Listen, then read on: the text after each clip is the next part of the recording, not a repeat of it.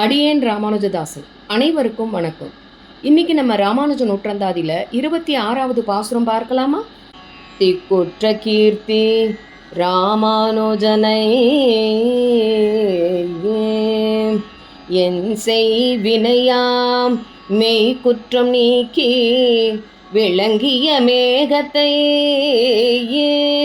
மேவும் நல்லோர் எக்குற்றவாளர் எது பிறப்பேதியல்வாக நின்றோர் அக்குற்றம் அப்பிறப்பு அவ்வியல்வே நம்மை ஆட்கொள்ளுமே. அக்குற்றம் அப்பிறப்பு அவ்வியல்வே நம்மை ஆட்கொள்ளுமே.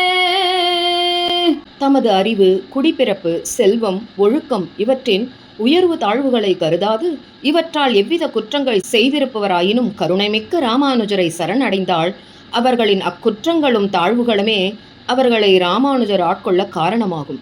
அவ்வாறே உலகெங்கும் புகழ்பெற்ற ராமானுஜர் அடியேன் செய்த குற்றங்களை நீக்கி தம் கருணையால் அடியேனையும் ஆட்கொண்டார். இனி ராமானுஜரின் மனைவியான தஞ்சமாம்பாள் கச்சி நம்பிக்கு உணவளித்தாளா இல்லையா என்பதை பார்ப்போம் வாருங்கள். தஞ்சமாம்பாள் மிக குறுகிய எண்ணத்துடன் அந்த செட்டிக்கு நாம் ஏன் உணவளிக்க வேண்டும் என்றெல்லாம் தன் கணவனிடம் சொல்லி ராமானுஜரின் மனதை புண்படுத்தினாள். ஆனால் வைணவன் கொடுத்த வாக்கை மீறக்கூடாது.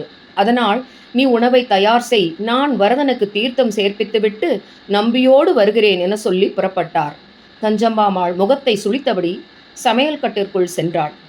தீர்த்த கைங்கரியத்தை முடித்துக்கொண்டு ராமானுஜர் நம்பியை அழைத்து வரச் சென்றார். ஆனால் அதற்குள் நம்பி வேறு பாதை வழியாக ராமானுஜரின் இல்லம் அடைந்து அடியேன் திருக்கச்சி நம்பி வந்துள்ளேன் என்றார்.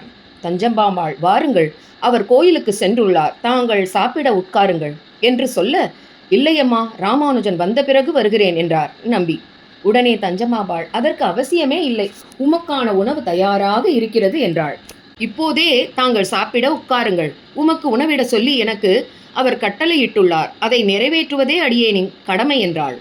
நம்பிக்கோ குழப்பமாய் இருக்கிறதே, ஒருவேளை நான் வந்தவுடனேயே உணவிட சொல்லி ராமானுஜன் சொல்லியிருப்பானோ என்று மனதிற்குள் பேசியபடியே சரி என்று தலையை ஆட்டினார். வாங்கோ, இப்படி இந்த திண்ணையில் உட்காருங்கோ, உமக்கு உணவு இடுகிறேன் என்று சொல்லி நம்பி பதில் பேசாமல் திண்ணையில் உட்கார அவருக்கான உணவு பரிமாறப்பட மரியாதையற்ற அந்த உணவை ராமானுஜனுக்காக அவர் மனம் நோகக்கூடாது என்ற ஒரே காரணத்திற்காக உண்டு முடித்து அங்கிருந்து புறப்பட்டு சென்றார்.